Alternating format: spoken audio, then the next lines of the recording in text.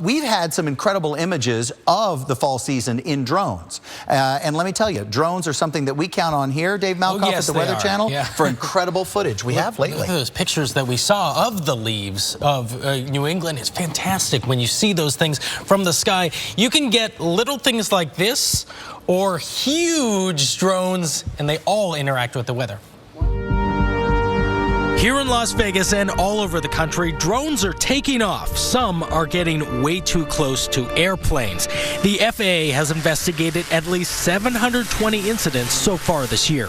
Have you ever talked to a user who actually intentionally flew near an aircraft or an airport? Why do people do that? They don't do it intentionally. Yeah. They may not have common sense, or they may not think ahead. Keeping drones away from passenger jets is one of the goals here at the Inner Drone Convention, where we saw drones the size of a butterfly right next to giant military-style ones. This is just an aircraft where we can test in severe weather with our software and our hardware. Sean Mueller's company, BotLink, may have a solution, software right here in the remote control that keeps drone pilots away from airports. So this stops you from interacting with real commercial aircraft and general aviation and things that would hurt people. Exactly. It'll also steer you around dangerous weather, but some drone flying meteorologists are using the software in another way. In order to see where thunderstorms are at, so they can fly their drones near the convective activity in order to do their research. Oh, there it goes. Some drones are actually built to fly right into 30-mile-an-hour winds you could fly this into. 30-mile-an-hour winds? Yes. Yeah. Search and rescue missions, for instance, if,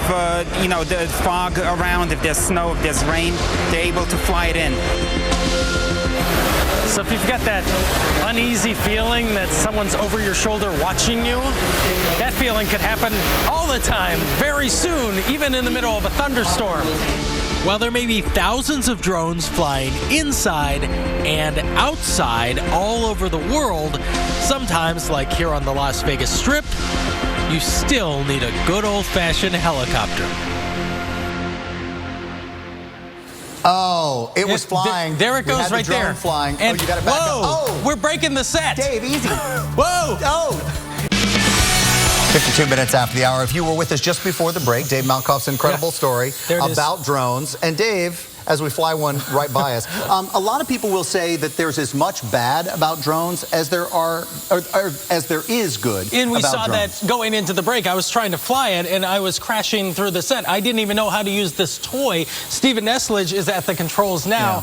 Yeah. The FAA says that as long as you have a hobby drone and you're not doing it for any commercial purposes, that you can fly it anywhere below 400 feet. Now, yeah. Steven's crashed it. Let's try it. But there's no federal regulation here, and there has to be. And please don't fly it near an airport. People are saying, you always see those drones interacting with big jumbo jets. That's crazy. Now, what is there technology that can be attached to drones that'll keep them from making trouble? DJI is putting information inside the GPS unit on their aircraft. So if they go towards an airport, it will actually pull it back. So we call it geofencing, where they put a geographic fence around the airport, and you can't fly towards an airport.